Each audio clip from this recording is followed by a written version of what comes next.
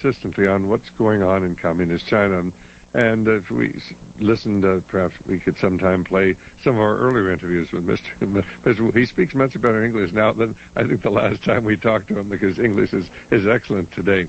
So anyway, we're going to be back here in just a moment.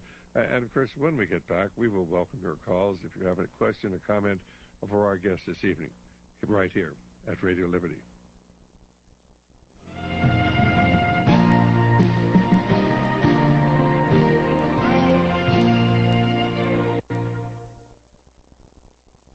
You're listening to the Republic Broadcasting Network, because you can handle the truth.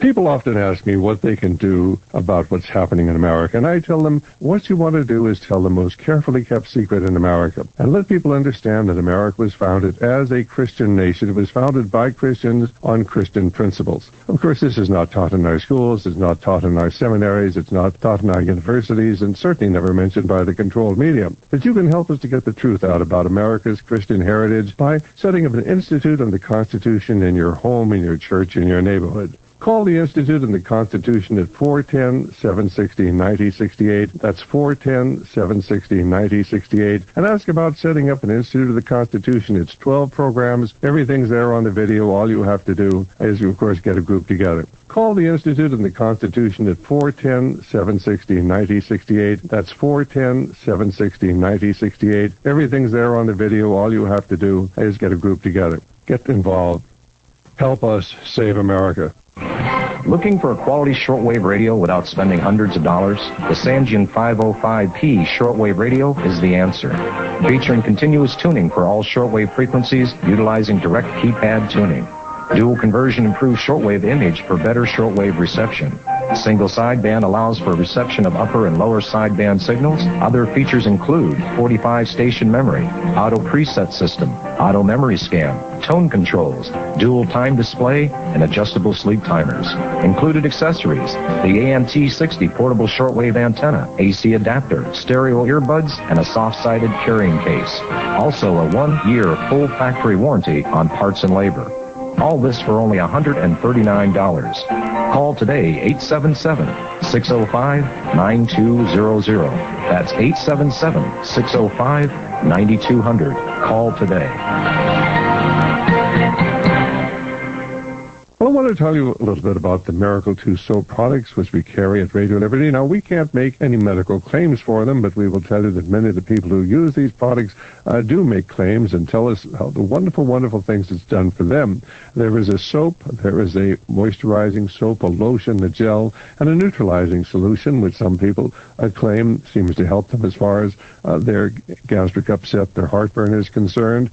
Well, I can tell you that I've used these products for about a year now, and I'm very, very happy with them. My wife uses them, and many of our listeners use them. In fact, we have a large number of people who've got started using these, and they have so many uses. If you'd like to find out what the Miracle 2 soap products can do, give us a call at 1-800-544-8927.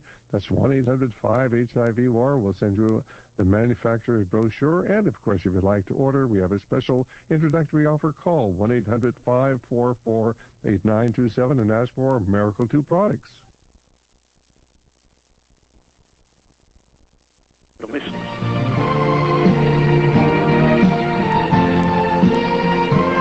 Well, this is Dr. Stan, and our guest this evening is Harry Wu. Of course, he has a website that is called www.laogai.org, and I suggest you go there. You'll learn a lot more about China than you'll ever read from reading the New York Times or even the Wall Street Journal, both of which are, in my opinion, extensions of the American establishment, and they really don't want you to understand the implications of what's going on.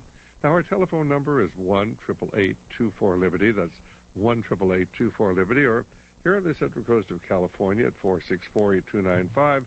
And Mr. Wu was talking about how when President Clinton had gone to China and had then come back, and what did he say when he came back?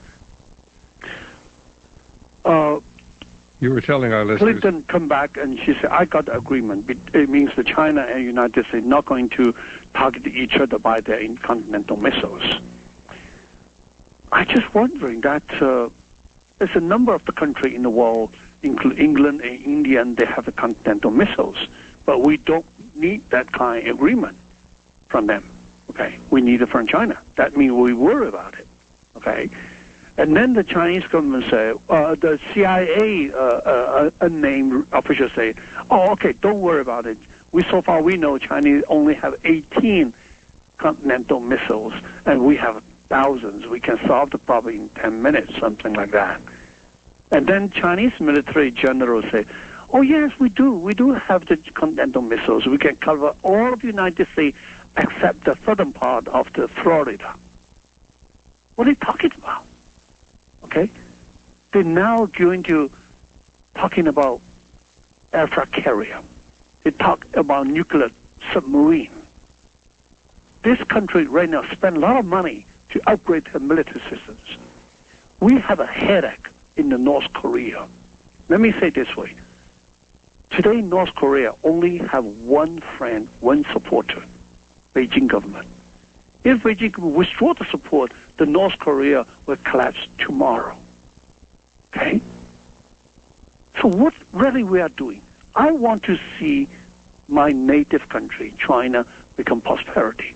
That will be good for Chinese and good for United States, good for everyone in the world. Okay? But I also want to see China become free democracy, and this is more important that as a prosperity country. We did a lot, help the Chinese pop up, developed economic. How much we did help the Chinese improve human rights and democracy. No, I don't think we've helped them very much at all. I think that they may be more prosperous, but they're still enslaved by their leaders. Well, first of all, we're going to go to Terry, who's calling from Sun Valley, and then we'll go to Roger, who's calling from Pennsylvania. Terry, did you have a question for our guest?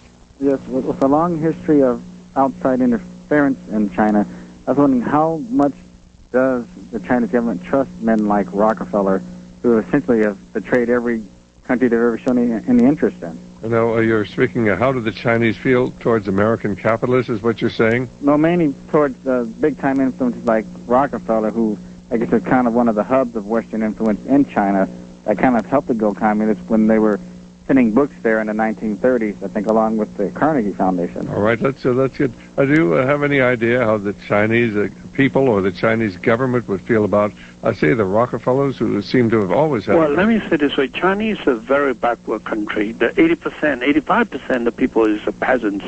Almost they cannot read any books. There's no education in the countryside at all. So only a few people know about the Rockefeller, about these Western culture. And the government is entirely controlled the education systems.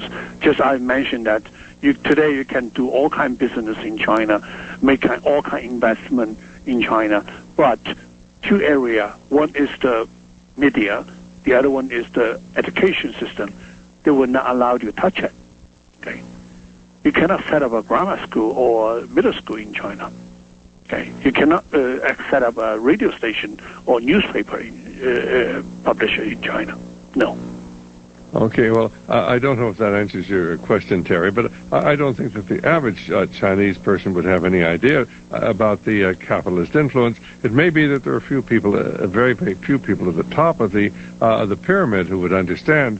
But then, of course, most people have no idea what's really going on in the world. But I think your question is very, very provocative and perhaps getting very, very close to the point. Anything else you wanted to ask?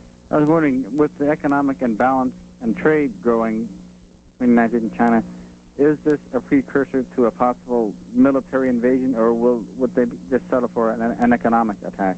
You're speaking of a Chinese attack on America? Yes. All right. Do you have any thoughts at all? Do you think that there is a concern on the part of the people over there that America is still the enemy, and would they like to do something to disrupt our influence throughout that part of the world? I think the government in China always treat the United States as number one enemy. But they love United States because money, because technology. It is a very complicated situation.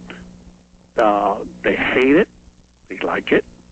The people want to take America as a target for their nationalism and patriotism slogan. But they also like to come to the United States. Even many corrupted officials